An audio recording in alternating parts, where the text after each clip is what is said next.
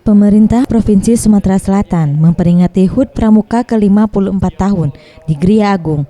Dalam pelaksanaan upacara HUT Gerakan Pramuka ini dihadiri keluarga besar Gerakan Pramuka, pimpinan dan pengurus kuartir, para pelatih dan pembina serta segenap anggota Gerakan Pramuka di seluruh Sumatera Selatan. Gubernur Sumsel, Alik Nurdin mengatakan, di Sumsel sendiri telah ada bumi perkemahan yang tidak kalah dengan Cibubur, yaitu bumi perkemahan di Gandus, Palembang, dan akan diperluas lagi karena Sumsel berencana akan menjadi tuan rumah kemah pemuda tingkat Asia Tenggara di tahun 2017.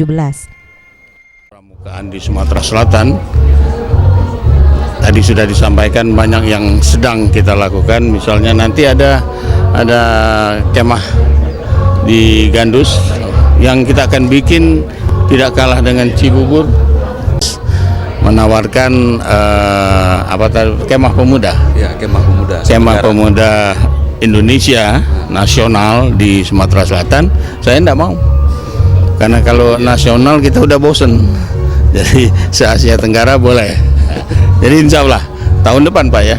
Ya, bisa tahun depan. Tahun depan bisa 2017 ya.